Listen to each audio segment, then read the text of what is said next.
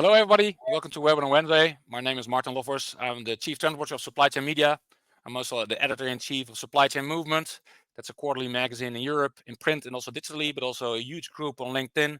I believe over 50,000 members and bi-weekly newsletters, a lot of news, etc. And I'm also the architect of the SCM IT subway map. And we'll discuss later why that's really relevant. During this live webinar now, the next 60 minutes, we talk about supply chain management in the era of trade turbulence. And as we all can see, there's a lot going on. And with me for that purpose, I have two experts in this matter.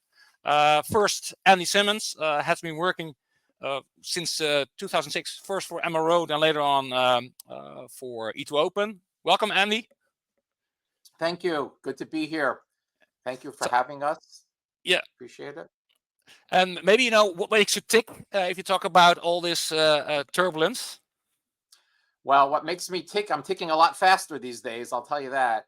I've been involved in global trade even before my Amber Road days back from the mid-90s, so for over 30 years.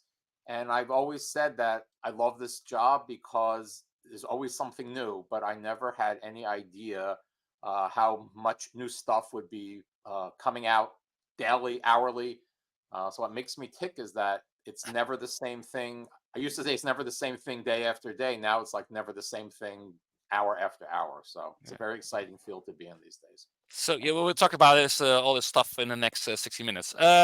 David, welcome. David Strauss, VP of Strategy Partner and Enterprise Solutions of e2open. Also already 10 years at e2open. Welcome. Thank you. Good to be back. Yeah, right. And what makes you tick when we talk about this topic? Almost like Andy, but with a slight twist. I'm here even before all of this because I like complex problem spaces, right? And supply chain and the software gives you a lot of that, and you can do many interesting things. Now the problem space has just become exponentially more complicated, so my cup runneth over. That makes me tick. All right. So a few practical things. This webinar will be recorded and will be made available on YouTube afterwards within 48 hours. And also the PDF will be made available. So the audience is on mute, but you can interact with us, with the three of us. So you have the chat functionality on the right-hand side. I won't bother the chat. So basically, my colleagues will. But if you have questions to Andy or David, please use the Q&A function. You see it on the right-hand side. It's small text bubbles. You can even vote on the questions from others. So there's quite a huge audience. So, feel free to ask these questions. If these questions are in line of our conversation I will be having, I will ask these questions immediately. If not, I will reserve the questions to the end. So we are also having a Q&A at the end. But if you still have questions and you want to sit down with the three of us, we will be in the virtual lounge right after this, right after the 60 minutes. So you can sit down with the three of us. So and you can have a further conversation with us. For now, we are putting off our cameras so the audience can enlarge the screens so you have a better view on the interesting presentation and slides. All right. So as we have seen, in the last 4 to 5 years since 2020, a lot of black swans have been hitting the global business, starting with COVID, later Ukraine war, and then the Gaza conflict, and also CSRD has been hitting, publicly traded companies, but also others, and they might not be aware of that. So, leading to lockdowns, shortages, and all people in supply chain will know has led to bullwhips. And basically, fundamentally, we have seen more and more volatility, both on the demand side and the supply side. So, Andy, if you look at this overview of ripple effects, what is your main observation here? Well, my main observation is that black swans are not what they used to be. We used to think maybe something will come up that will make my job more challenging or difficult, or make global trade more challenging or difficult. But now they're hitting us at such a fast rate. I think we need a new term for black swan. It doesn't mean what it used to be.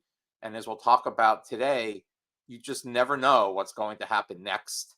And because everything is crossing a border, and all of these events that you've listed here and the ones we can't even imagine yet impact borders, global trade and how you stay compliant and worry about getting your goods around the world is just becoming harder and harder. So I think one of the takeaways from today is like, we need a new term for black swan, because there are just so many of them now. A good point. So this is an interesting overview. This is been created by a German company since 2020. Every quarter, they create an overview like this. Basically, this transcription of what our CEOs and CFOs are talking about in their quarterly earning calls, and most of them are Fortune 500 companies.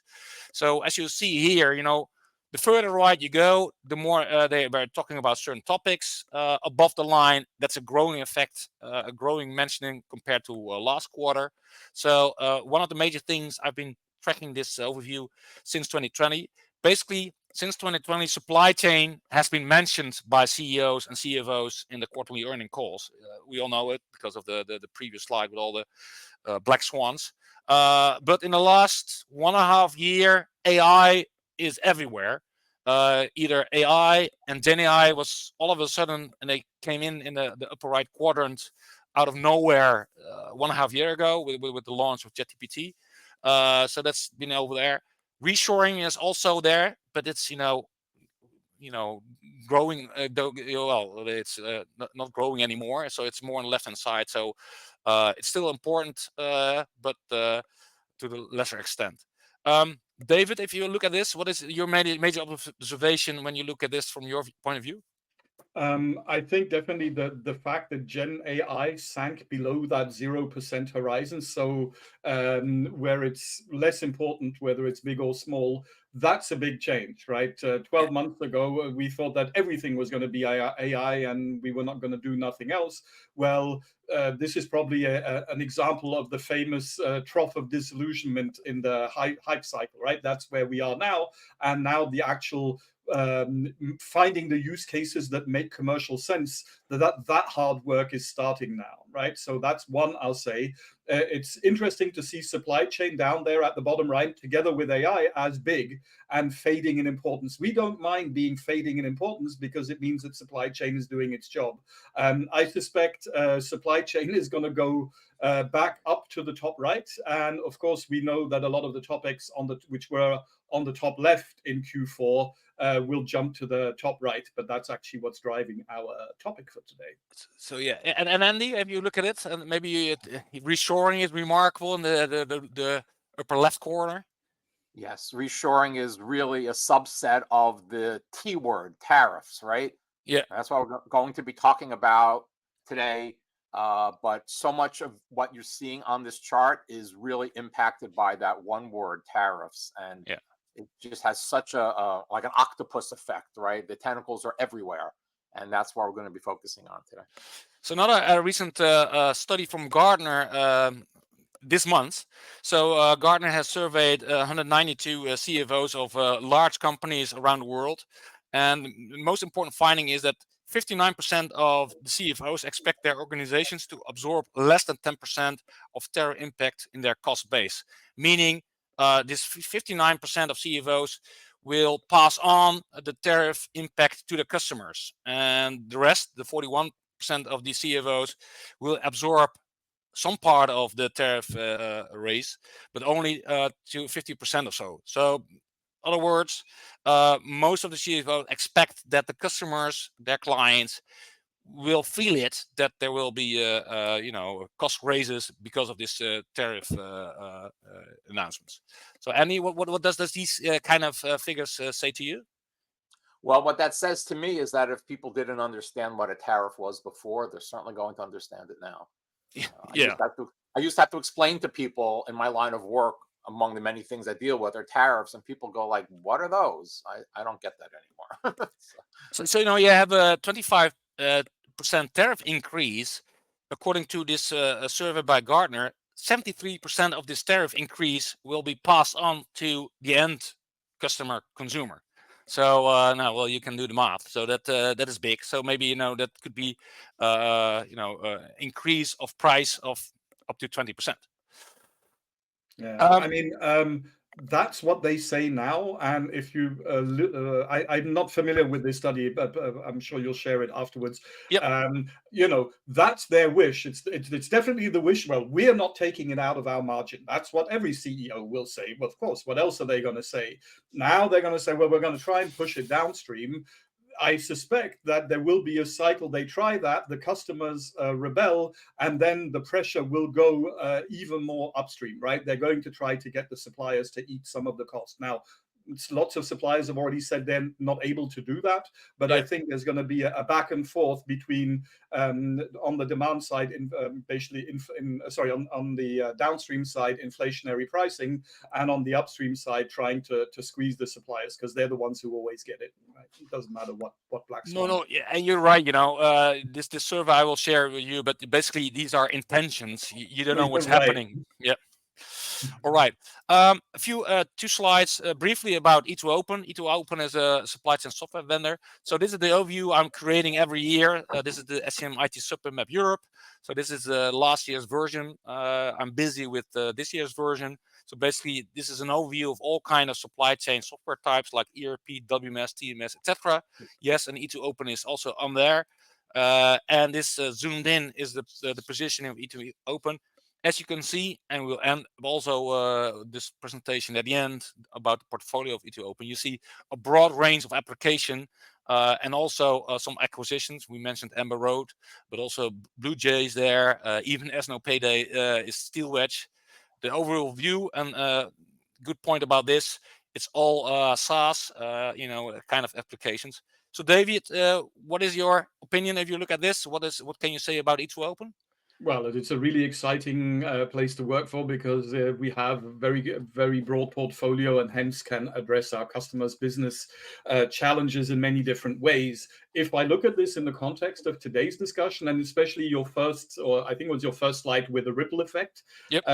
What e2open has been trying to do for about 10 years, right, when we went on this extreme growth path since I got here, is really get closer and closer to a platform that covers the end-to-end. Now, the end-to-end is a very broad term, but where you can cover things like global trade, which we're talking about today, but also TMS logistics, because that's what makes global trade happen, planning, and all of that. So we've been doing that connection more from a positive way, right? It's like if you connect your supply collaboration with your supply planning, synergies will happen. If you connect your logistics with your global trade, synergies will happen. If you connect to a network of partners, synergies will happen. Well, that same network or interconnected platform of solution and capabilities now maps very well to the problem of today, right? We're in a world where we're talking about trade and tariffs, but we're talking about interconnected webs of processes and interconnected webs of small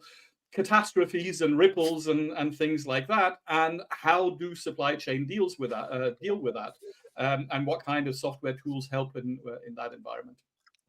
So to get deeper into the topic at hand, you talked about the end-to-end supply chain, but I think we are more interested in ecosystems because it's not linear anymore. It's getting circular, but you get all kind of other third party involved, like governments.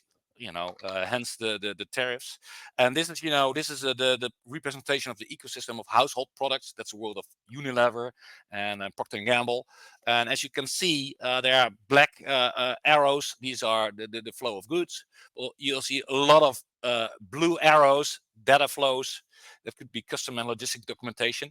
So basically, this is how you should map out your ecosystem to have an overall view, not for yourself, but also for your CFO or your suppliers or your customers or other parties involved. Andy, if you look at this overview, what does this kind of visualization say to you? If you look at the view of tariffs and this kind of topics. Right. So this is a great slide. And of course, you've titled this household products, but there can be very similar slides for any industry. Some might be even more complicated than this. If you did this for automotive, it might be more complicated. If you did it for, chemical or agriculture, it might be different. But what I see when I see this is that if you want to move between virtually any two of these blocks, whether you're talking about transactional flows or data flows, you're going to be crossing a border. And that has just become exponentially more challenging in the last 2 months than it ever has been. So while this slide is a great graphic that illustrates, as you see here, the flow of your goods and your data through your entire supply chain and all the parties that are involved, the thing that it makes look easy, but is really very hard, is that moving again between almost any two of these blocks, you're going to cross a border. And it's not just the tariffs. We'll talk more later in this presentation. It's not just tariffs you have to worry about anymore. There's so many other issues that are at hand. So, and this is a great visual, but it kind of is scary too, frankly. Yeah, and another thing is, even downstream e-commerce, 50% of e-commerce in Europe is cross-border, and look at Absolutely. the launch and the rise of Temu and Shein or Shine. You see, even in e-commerce, most of it is cross-border. It didn't used to be, it is. David, when you look at this, what is your view on this? Well, to echo back where I was just now, first, great diagram, and I hope you're very successful in evangelizing this, because coming from you, maybe the customers or the supply chain will listen more, because even today, right, we're talking about global trade. 60% of major supply chain leaders will probably say, oh, that's not me, that's the CFO, that's compliance, that's legal. Well, they were saying that up until December. Now, different story, right? But this mapping out really what the dependencies are financial, what data they need, governments, suppliers, outsourced, insourced, all of that. It's the resolution to, for instance, for a tariff can be to pay it. It can be to go around, but to go around, all of a sudden, then you're talking to logistics, and logistics has to then talk to the warehouse, and has to talk to manufacturing. So this is basically the network that along which those ripples propagate, which we started the discussion with. Yeah, and even social media is on here. Even social media also with LinkedIn and TikTok, whatever.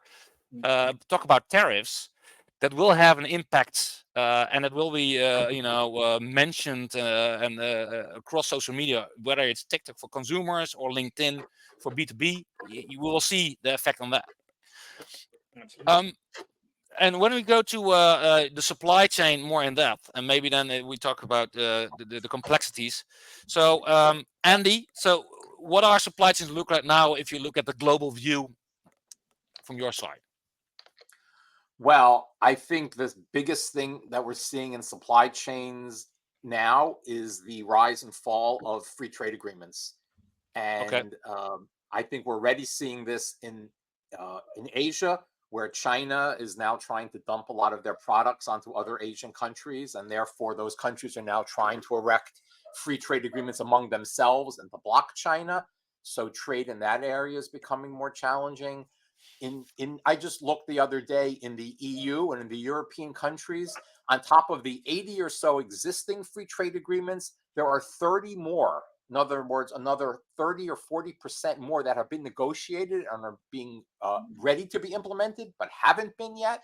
And there are 7 more that are currently being negotiated. So you're going to have over 100 free trade agreements just in the EU, in addition to all the other ones you have in North America. So trade agreements are becoming huge, and we're going to be talking about that more today. When you look at sourcing strategies and selling strategies, the impact of these ever-changing and ever-increasing free trade agreements, I think, are going to be very, very important. And if you look at this slide, if you look at this map with all these flows back and forth, it resembles, a study I read about, recently in American automotive, an American motive manufacturer producing in the US, but also, so Chevrolet is producing their cars 31% in Mexico, 20% in Canada, and the rest in the US. Basically, a lot of back and forth in North America. But when you look at the parts, it's like this, like this picture on the slide. It's all over the world, components and parts coming from all over the world. So yes, this is a simplified version, I would say, of what the automotive industry looks like. Yeah. Question from my side, do you think there's a shift towards more regionalized supply chains if you look at this? That's a great question. I think a lot does depend on the free trade agreements and what shakes out. But on top of the free trade agreements, you also have to worry about all the other government agencies that are now sticking their fingers into all of this, or are stopping to stick their fingers into all of this. So there are literally there are over 5,000 other government agencies around the world that may have a role in your supply chain. We know the big ones in the United States, like the FDA, for example, or the EPA, but there are literally 5,000 of these around the world that they may require licenses, permits, regulatory controls over your products moving around. So in addition to looking at free trade agreements, either globally or regionally, you also have to start looking at the impact of all these other government agencies. And I think I'll go out on a limb here and say I wouldn't be surprised if quotas start coming back. We sort of got away from quotas over the last 10 or 20 years, but with all the saber rattling and political use of trade now, I wouldn't be surprised if quotas become a thing too. So, as they said in that, remember in that old movie, All About Eve, Betty Davis says something like, fasten your seatbelts, it's going to be a bumpy night. I think that's what we're in store for. Yeah, and if you look here at the graph, there are all kind of exclamation marks. So I think that should worry people from procurement. So how to adopt new sourcing strategies? Do you have to be nervous and respond on a daily basis? So what's the take on that? I'd say if I jump in on David, why don't you go first? Go ahead. Sure. Yeah, I'll jump in on that one. The recommendation, what you have to do is to be good at it, right? In the sense is you have to have a process which is industrialized. A sourcing is no longer a once in 5 years gigantic RFQ, 1 year's worth of tests, and then we sign up for half a decade or even longer, right? If you are in a mindset where you are ready to do an end-to-end sourcing event in maybe days, maybe a low number of weeks, depends on your industry, because you've got the processes, you've got the tools, you've got the data science, maybe you've got a bit of AI or other things, but you have to be able to do it industrial. It's no longer a work of art. This is now a machine, right? And get good at doing it, because you're going to have to do a lot more of it than in the past. Andy? Wow. So I think we're going to talk about later today as well, is that now the global trade folks are becoming integral into all the sourcing and supplying jobs within a company. So it's not just going to be, to David's point, always a once in a 5-year project. Let's look at the cheapest source of a product, or who makes the best product. But it's going to be, okay, in addition to all of that, I need my global trade experts to tell me, what is it going to take to get those products out of the country of sourcing into the country of import? What paperwork do I need? What tariffs might I pay? At least today, right? Who knows what the future will be?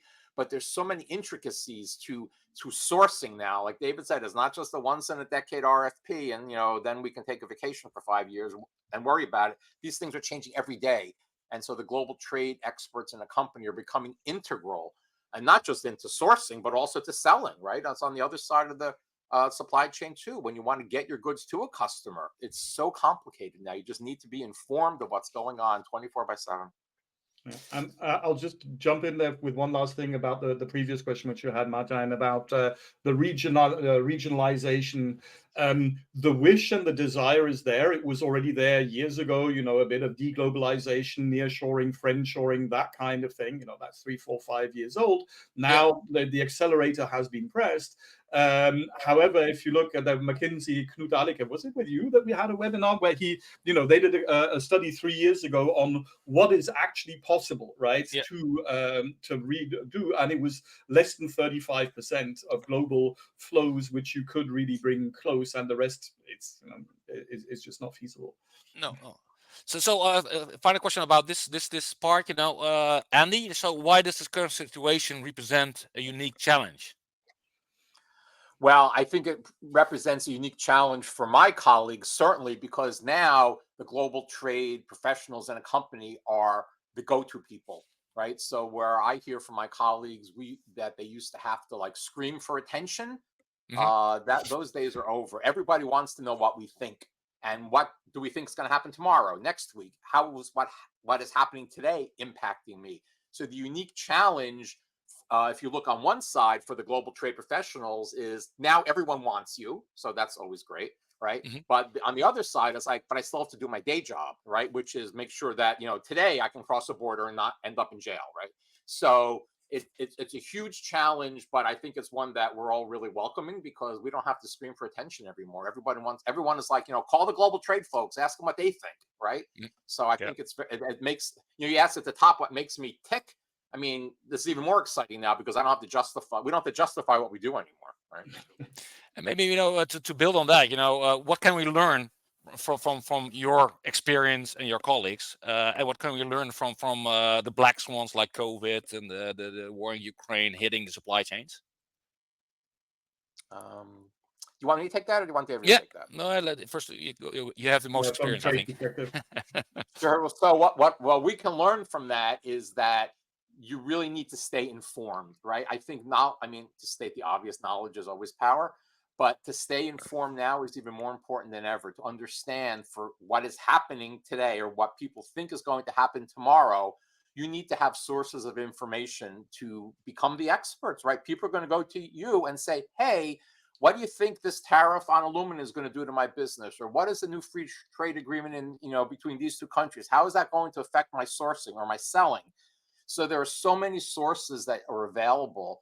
I have colleagues who are telling me that their managers are saying, you need to spend 25% of your time just getting educated, right? So on top of your day job of like everything we always do, and now our new job of managing a crisis, you need to spend 25% more time, which doesn't exist, to learn, right? So there are a lot of sources. There's websites, custom sites, legal firms have great websites, as the freight forwarders, brokers, even your colleagues. I mean, what you need to do is to stay informed, and because we are becoming the go-to people. So I think that is really the biggest takeaway is people are saying, call those global trade folks and see what they think.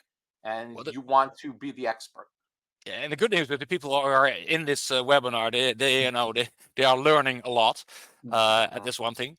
And like this graph is showing, you see demand disruption and supply disruption. So David, what can we learn from all this?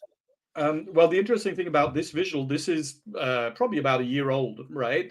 So this is how we talk about, a platform and a connected supply chain. Well, what we're talking about, that if you look at the bottom arrow, the trade disruption will happen at all tiers. Right? This is not a supply crisis or a demand distribution crisis. Well, you might have to pay tariff at distribution between Canada and the US. You might be paying tariffs between Vietnam and China in tier 3 of your supply. You might even be paying tariffs on intra-company business if your internal DCs and plants are in different places. So if you are an organization that looks at supply chain as holistically as possible, as ecosystems rather than silos and individual functions and processes, but an entire solution, that's you are better placed to take that knowledge, which Andy was just saying, and working out what does this mean for me, right? Step one is finding out, so what tariff do we have today at 10 o'clock? And what does that mean for me in my upstream, in my downstream, in my midstream, all of that. So and when I look at this, I don't know if the surveyed CFOs by Gartner are having this kind of view on the ecosystem, because you mentioned there are all kind of tariff increases. Well, basically at all these arrows you see on the slide. So Andy, if you look at this, is Brexit maybe a better analogy for this? Well, I wish it were so easy, right? I mean, Brexit did teach us many lessons, right? I think the primary one is be careful what you wish for, because there were so many knockdown effects that happened from Brexit. But not to make light of it, I mean, Brexit was pretty simple compared to what we're facing today, right? It was contained to the EU. So I could say from an American point of view, we kind of just sat back and laughed at those, silly Europeans squabbling among themselves again. But, again, he who laughs last laughs best, because now they're all laughing at us because we're stuck in the middle of this nightmare as well, right? So Brexit was, again, it was planned in advance. It was contained. It was predictable. You had years to plan for it. And even then, it caused all kinds of problems. But today, it's like anything goes, right? I mean, so I don't think Brexit is a great analogy I mean, there's some similarities, of course, in the pain it caused, but what we're facing now is exponentially more challenging and really more frightening, frankly, too, than Brexit ever was. But I even remember, when Brexit was announced, that the companies had a hard time to map out the consequences because they even didn't know what tier 2 or tier 1 was impacting Brexit, crossing a border between Spain and UK, etc. So that was even already a burden for a lot of Right, but companies to again, map out. I think go back to my point, but that was contained within 27 countries or 28 countries in Europe, right? Now you're talking 192 countries, right? So yeah, it's scary. All right, but hopefully there's some good news because in a storm there are also winners and losers. So let's talk about the strategy to survive on one hand, but even to thrive.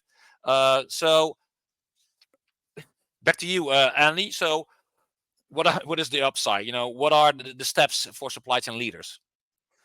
Sure. So I think it's becoming pretty clear that you could try to spend all day trying to mitigate tariffs and risks, but you're never going to get there because everything is constantly changing. So there's so many things you have to look at simultaneously to be successful here. One, of course, is today's tariff or what you think tomorrow's tariff is going to be. I mean, that's kind of the easy part. You also have to look at, as I mentioned earlier, about all the government agencies and the partnering government agencies, right? It might be so easy to say, because there's a tariff of 25% from country X to country Y, I'll just buy from country Z because there's a 10% tariff.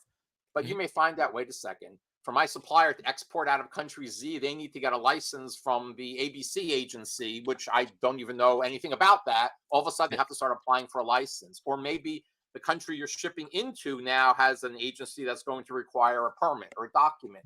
There may be a lot of additional pieces of work and effort and time that are required to move across the border that might at first blush seem cheaper because there isn't a tariff. So I think to make this successful, it's really required to look at the bigger picture, right? It's not just the tariff, but it's all these other things that happen. And you can be very successful doing that. You can partner with brokers and forwarders who know these agencies and can help you work through the bureaucracy of getting your permits and the documentation. So there are ways to do it.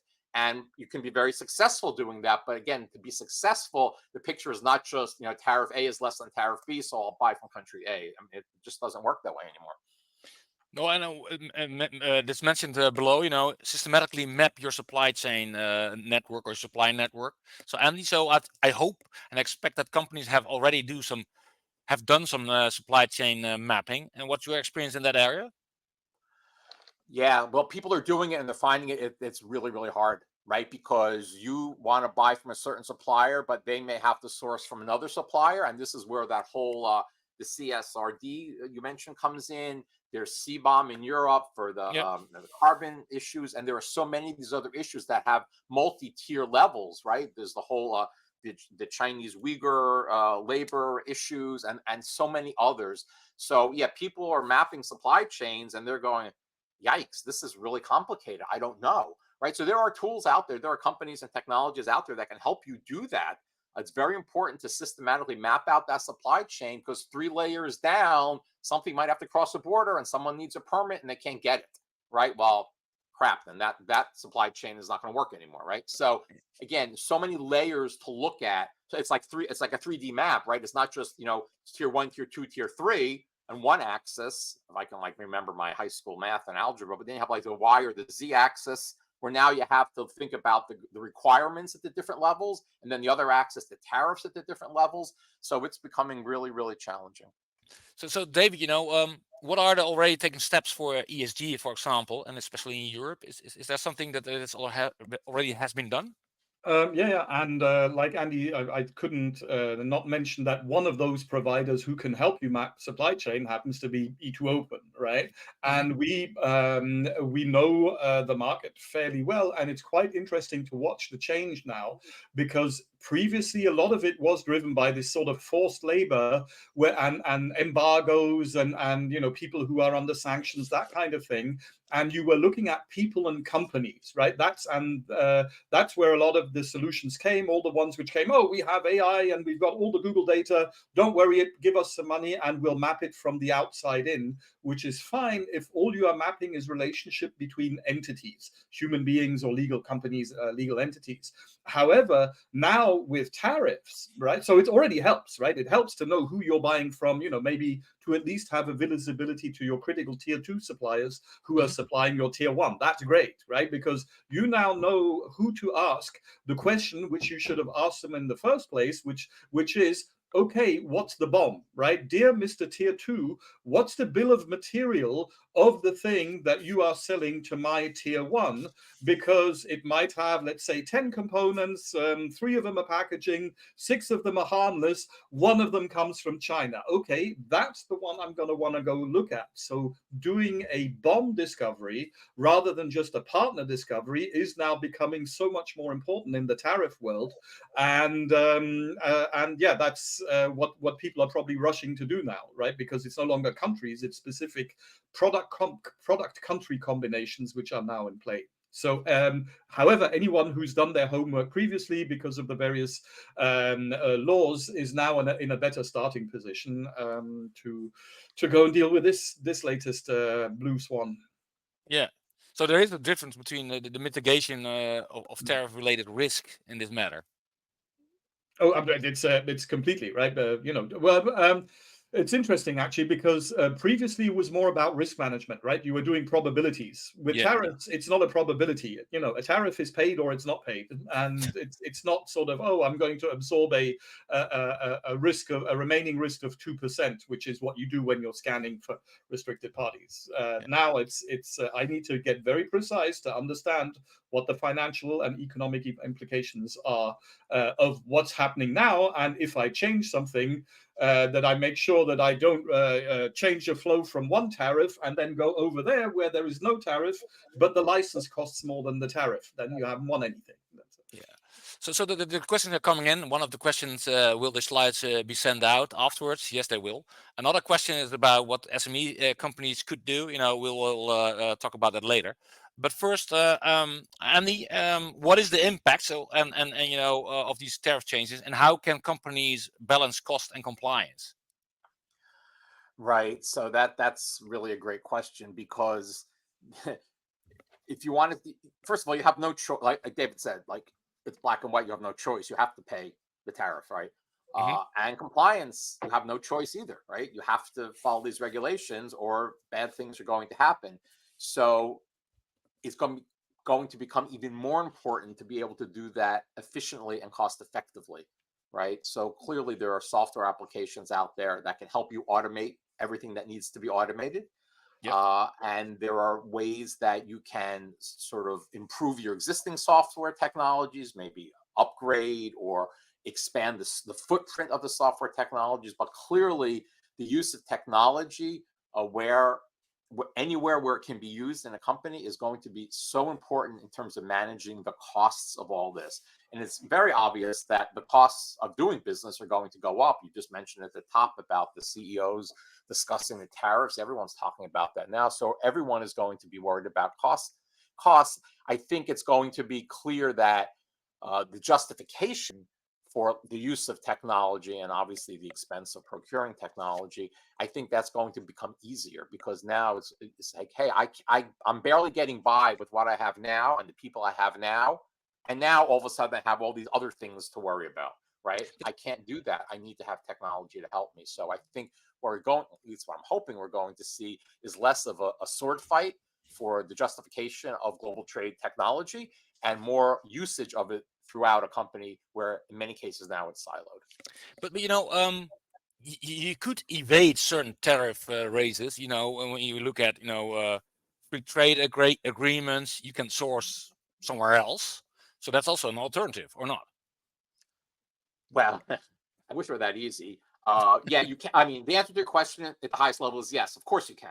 But as I mentioned earlier, and I know I'm repeating myself, but it's so important, is like, what is it going to take to move that good across the border, right? So you go back to your slide you showed of the ecosystem, to move between any of those blocks, is going to cross the border, and it's not just a tariff. Now it's these other government agencies. Remember, 5,000 government agencies around the world care about these things.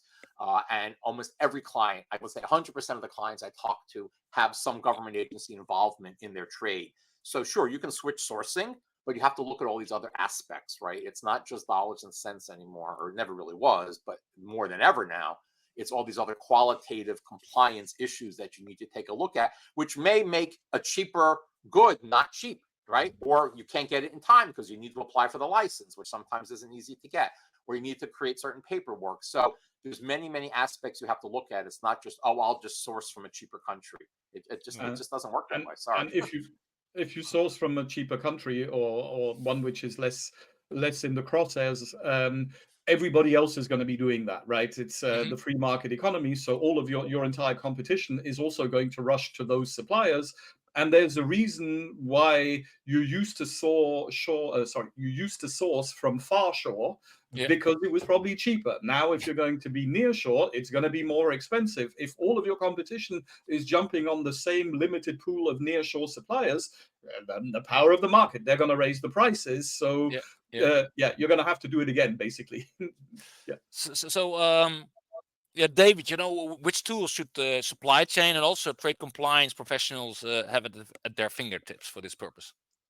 So one is, it's interesting, there's an Accenture paper about this which just came out, and in a similar thing, wasn't exactly trade, but looking forward, and their number 2 out of 4 things which companies should do, and this is not just to large ones, is to get into the data platform capabilities. Just get on top of your data. We can talk about software, Andy is talking about software, and we can talk about AI. Everybody talks about AI, but none of that stuff works if you haven't got your hands around the data, and the data is your own data, that which you get from your partners. You can buy stuff. So to get these technologies, these big data technologies, data platform kind of stuff, is probably one. The other one is, well, you leverage technologies like ours. I saw a question in the chat, how do SMEs do it? I believe, Andy can correct me if I'm wrong, that we have variants of our global trade solution that scale down very well to SMEs. It's just a web form. So doing it by hand is probably what you shouldn't be doing, right? And handing that to consultants is probably going to tear a gigantic hole into your margins. So a mix of tools and training and upskilling internally is where I would go. If you look at the slide, the most important aspect, I think, from a supply chain perspective is, have a better feeling and a better grasp on your total landed cost for each individual SKU or product group. And I think that's an important thing. Andy?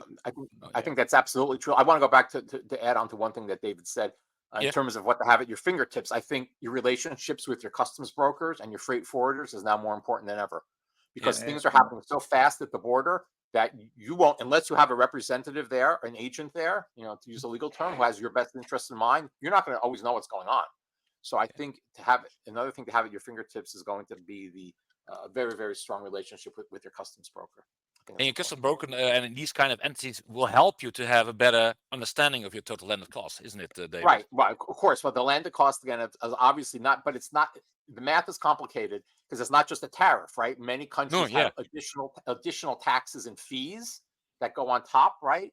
Then, of course, there are the brokerage costs that I just mentioned. You're going to have the cost, obviously, of transportation, insurance, getting a license. I mean, if you really want to get down to the dollars and cents, I mean, sometimes if it could take, a week or 2 weeks or a month of someone's time to apply for a license or a permit to get the documentation together, that really should be, from a cost accounting point of view, those costs should be built into your landed cost of that product, right? What does it truly cost you to get that good where it needs to be? I wish it were as easy as, it's just a tariff, but it's all these other factors, including time, right? People's time. That's required. It goes all the way to cost of capital, right? If I now have to take the long way round, I'm gonna, the material's going to be in the supply chain 3 weeks longer, right? For those 3 weeks, that capital is now tied up, right? I'm paying cost of capital, the equivalent of interest on that money for 3 weeks longer than before. Now, I'm going to say that that's relatively small. However, interest rates, who knows, right? But again, these are all things which you used to do maybe as an analysis once every 5 years, get the strategic consultants in. Those are no longer the days. You need to converge to a place where you have your data platform, you have your systems, and at least you can move fast and on getting some information about landed costs and what are my options, rather than spending 95% of the time just getting the data before taking decisions. So next point, how to stay ahead of the curve. So Andy, how can you reduce duty costs? Right. So duty costs can be reduced the obvious way, of course, by finding a border you have to cross where the tariff is less. I think to David's earlier comment about RFPs for sourcing, I think there's going to be a lot more negotiation between buyers and sellers in terms of, okay, I want to buy from you, but the tariff is now X. Can you help me? So there's going to be pressure on suppliers to be able to maybe lower their costs. So that's certainly one way you could, I guess, indirectly lower your duty costs. But unfortunately, tariffs are a kind of nasty thing that, like David also said, like it's black and white. You pay it or you buy somewhere else. You don't really have a choice. So I think the bigger picture than just looking at reducing a duty cost is really looking at reducing the overall supply chain costs. So many of the areas that David spoke about, nearshoring, reshoring, are important to take into consideration as well. And then one final thing I'll mention, which I did touch on earlier, is the whole free trade agreement issue. Yeah. Right. Free trade agreements. If you pay duty, in the old days, it used to be my duty is zero. I don't care about a free trade agreement. Well, those days are over. So now it's important to have at your fingertips, really, and technology can give you that. Hey, if I buy from this country and the duty is X, but I can qualify for this free trade agreement, what does my duty go down to? Right. Yeah. And that might help you or not. But doing that qualification can be very, very challenging. So again, this is all tying together. It really goes back in many cases to technology. If I can get technology to help me quickly qualify on a hypothetical level, if I buy this good, here's a bill of material. If I buy it from this country, would I qualify for the free trade agreement? And then maybe that will reduce my duty costs. So there's a lot you can do, but it takes some work, right? It's not easy. And I only know 1/100th about global trade than Andy does, and that's probably an optimistic estimate. But I did learn one thing, that there's no such thing as a free trade agreement. Or there are, but most of them are actually reducing trade barriers. And even if then it's a free trade agreement that the tariffs are zero, you still need to make sure that you actually comply.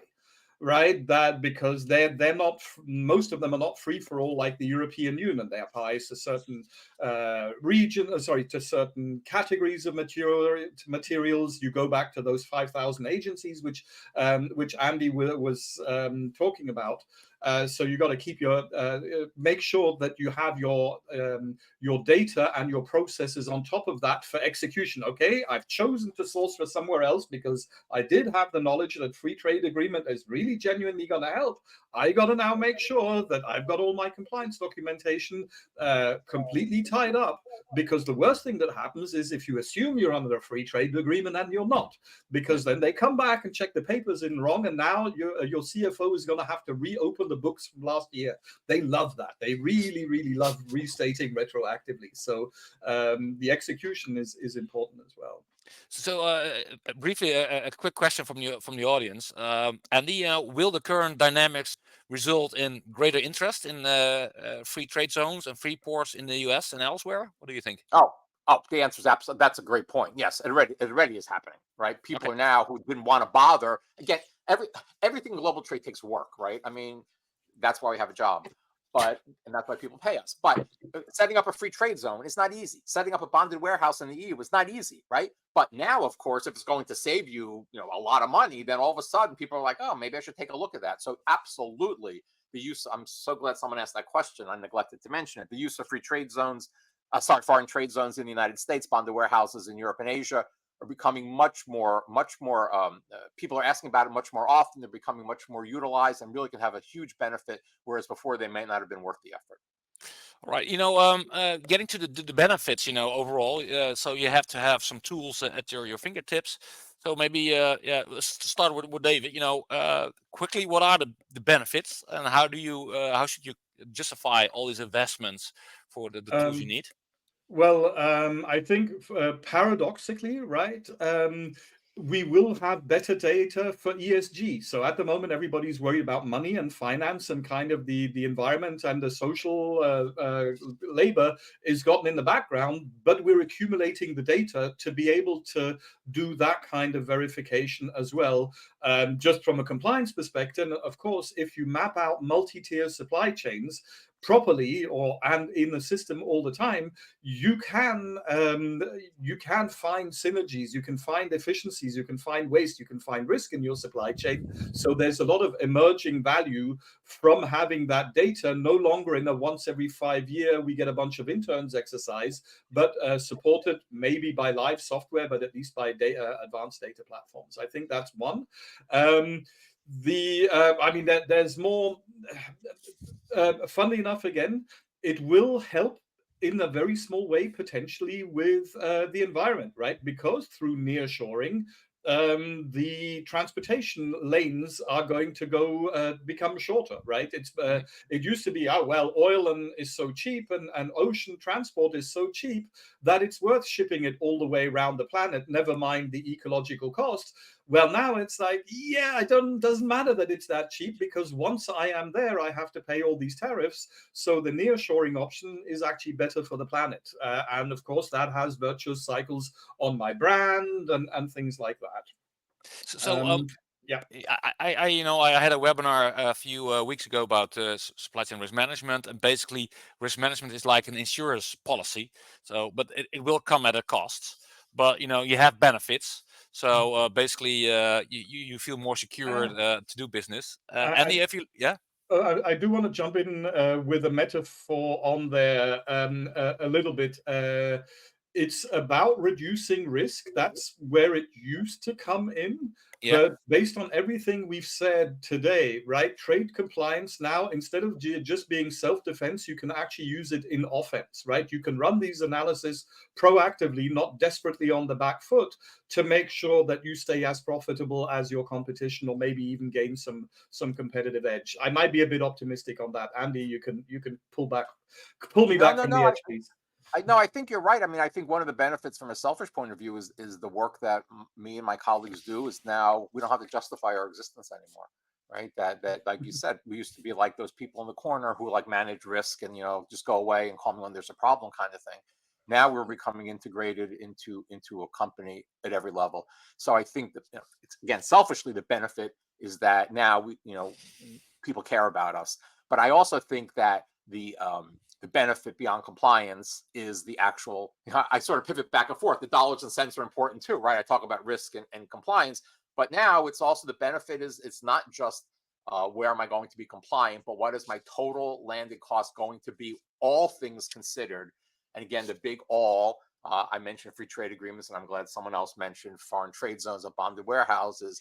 There are a lot of financial benefits that are worth looking into now that people used to, I used to hear all the time, I know the free trade agreement exists, but it's too much work to qualify for it, right? And that could have been a legitimate thing to say when the duty was, 5%, but now the duty's 30% or 50% or 200% if you want to buy wine from Europe or whatever it might be.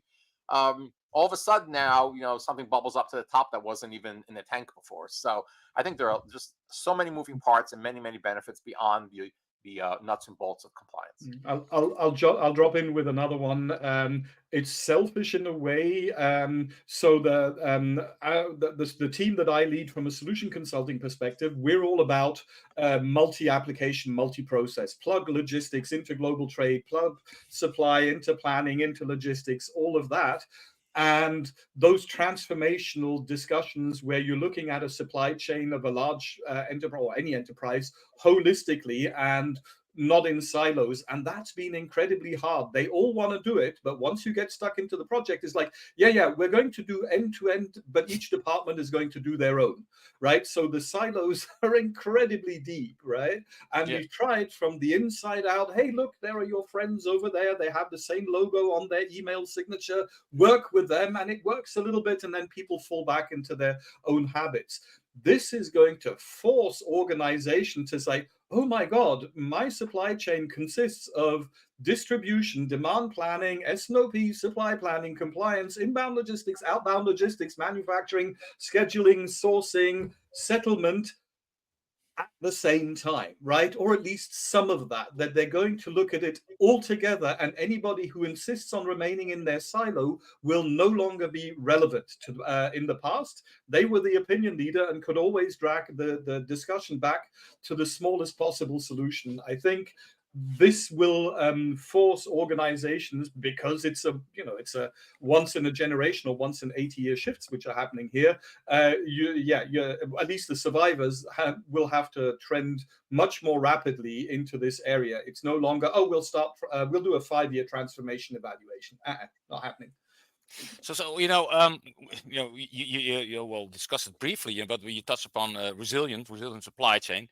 So when you look at this, you mentioned already, already we have seen a lot of silos, etc. But how do you overcome all these silos? So you mentioned the platform. Where to start? I'll start for sure.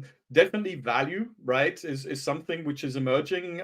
That's how you get them. Money talks and something else walks.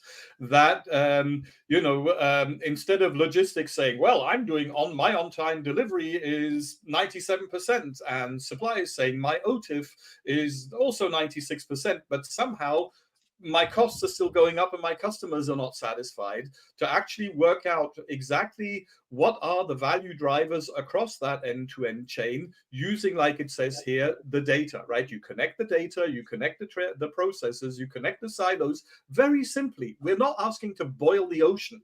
We just want the logistics guy to, when he thinks about a shipment, to recognize, oh, it's going over a border, trade is going to happen. And when I say guy, I actually mean the system, right? Having that linkage of logistics and trade, of sourcing and trade, of sourcing and execution. I think that's the challenge, but that's also where the value is, way beyond our topic for today. So Andy, maybe you can address it here. I think that global trade is in the middle. I think when we talk about tariffs. So what is the important to have a tool of global trade management at your fingertips? Right. So I'll tell you a funny story. I was doing a presentation just last week to a large Fortune 500 company, and the director of trade compliance was on the presentation. We were all on Zoom, and I could see she was getting distracted with her cell phone. And she goes, "Sorry, I got to run. That's the CEO." In the 35 years I've been in this business, I have never heard of a compliance person getting a call from the CEO of a company, right? So I think that tells you why trade now is in the middle, right? So no matter what's happening, if something's crossing a border anywhere in the supply chain, from 5 levels down on your supply side to a distributor on your demand side to their end use customer, people everywhere in the company now care about. I mean, tariffs woke everyone up. People should have been awake before to tariffs and compliance and regulatory issues, but now it's in the middle for a reason, right? I mean, everyone knows what we do now. I don't have to explain to people what I do anymore or why I do it. So I think that story about the CEO calling her, I mean, that sort of summarizes it perfectly, in my opinion. So, but this is the representation of the whole portfolio of e2open. I've positioned it on the IT subweb map, and this is an overview of this. But to get to the Q&A, there's one question I would like to ask to you. So basically, this is getting back to my ecosystem. Circle back, when you have visualized your ecosystem, map out possible disruptions somewhere in your ecosystem on one hand, but also look for the synergies. And basically, where should you partner up with some suppliers or customers and share data. So I think this is very important. And on the lower left, you see from Professor David Strauss, he has coined the phrases "time to recover," when you have disruption, and "time to survive." So this is basically, the disruption, the downside. But now with this announcement of tariffs, you also have to look up where you can partner and thrive. Any quick comment on this? Well, again, yeah, I think that I'll repeat something I said earlier in passing, but I think it's really important, is that I think a company's relationships with their customs brokers now are more important than ever. So a lot of those handshakes you see here and many others that could be put here, it's because, hey, I can call so-and-so at the port, name the port in the world, and they can help me get that good in because I didn't know I needed a certain document or a permit, but they know who to go to get it, and I need that good today, right? As opposed to trying to do it yourself. So I think in addition to all the technology tools you can have, which of course are crucial, it's that human touch that is going to be more important than ever. So a big shout out to the brokers around the world who help move these goods, physically at the ports. So we're getting to the end of the webinar. The good news is we have an extra 30 minutes afterwards if you want to talk to Andy, David, and me right after this. Final question, there's a question from the audience, there's a risk in this kind of situation of analysis paralysis. How do you prevent this, Andy? I don't think that risk exists anymore. There's no time. In the old days, there absolutely was. So I say, hey, I know Brexit is coming in a year, or I know this free trade agreement is coming in a year. Let's analyze 25 different supply routes and see what I want to do. That doesn't exist anymore, right? I mean, people want the information immediately, which goes back to my earlier point, is that global trade professionals, knowledge is key now more than ever. So to have all these sources of information available, you can't just say to the CEO when he or she calls, I'll get back to you next week. With that, they want to know now, right? Yeah. So I don't, if you are someone who is subject to analysis paralysis, you're going to change or you're just going to be out of a job. All right. To wrap it up, like I said, right after this, we have an extra 30 minutes to sit down with Andy, David, and myself. There's way more you can download. So basically, there's a link to the IT super map where you see all kind of tools. But also you can have a download to this is an example of the ecosystem of household products. I think map out your own ecosystem because that's so important to discuss it internally with your CFO, with other stakeholders, etc. And there are some great tools, an ebook and a pocket guide by e2open. A lot of stuff about tariffs and how to deal with it and how to create supply chain resiliency. So staying on time, I would like to say, Andy, thank you for your all your comments and your wisdom. You're welcome. It was a pleasure being here. I'd love to come back. Thank you. Yeah, and David, thanks again to explain how to position all these applications, how to use it, and how to start. Thank you very much. Great. Would love to be back one day, and we'll see you at Gartner maybe. Yes, we will. And thanks for now. The audience, either live or the recording. I hope you get a lot of knowledge out of it. You made time for this, and that's the starting point. And if you have more time, if you want to sit down, please join us at the virtual lounge right after this, within 30 seconds. And if not, I hope to see you in a webinar soon, in one of the next webinar Wednesdays. Thanks for now, and bye-bye. All right.